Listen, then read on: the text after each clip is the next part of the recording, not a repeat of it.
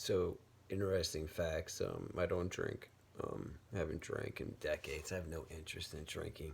I have no interest in doing anything that takes away my control. I think people that drink often lose control of how they would normally act and don't act themselves. Um, and, from personal experience growing up, I don't know because Florida failed my brother's basic human right to give a blood or alcohol test to the woman that killed him in 1996. Um, yeah, I just, drinking's not cool. I don't find anything exciting or pleasurable by uh, by drinking.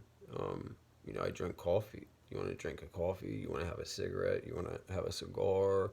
Um, that's cool. But anything other than that, it's just not my, it's just not who I am. It's not you won't catch me at a club uh, drinking margaritas or Cristal. It's not like I have no interest in that stuff. And it's cool. Nothing against people that do that. I'm not against them. It's not my thing. Like, I experienced that at a very young age. I had a very, very fun time at a very young age. I'm glad I got the experience out of me at a very young age. And, you know, I've done, I'm not perfect by any means. I'm imperfect, definitely. But, I have a past. Everybody has a past. I made plenty of mistakes in my past. I've uh, I've paid I've paid the consequences for my past. I'm accountable for my past, and I've moved on. People, that's the thing. I think a lot of people fail to realize. Like, you can have a past. You're allowed to have a past. Your past doesn't have to define your future. You can be anything you want to be. You can start today.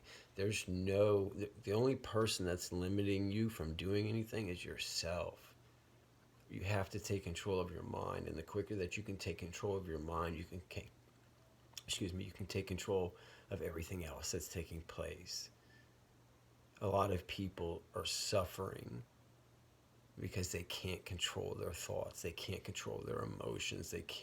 They're not self aware of who they are, how they're built, how their body operates. They don't exercise. They don't, there is, if you talk to people, they tell on themselves. If you allow a person to speak long enough, they will tell you who they are. That is a reason why that saying is so popular.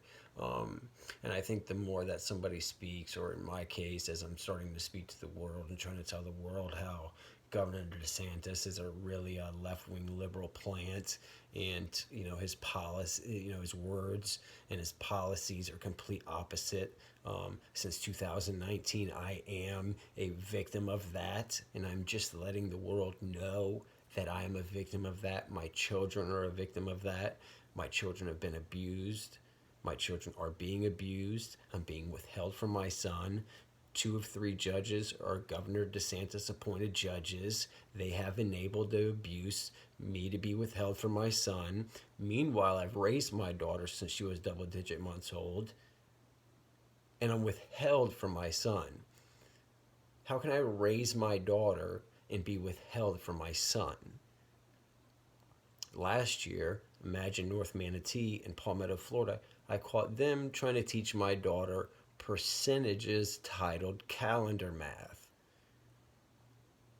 What does a child need to learn percentages titled calendar math? Why would a child be failing math because they're not learning percentages titled calendar math? Why did my daughter's mental health decline for the 2 years that she attended Imagine North Manatee? Like, these are my life's experiences since 2019.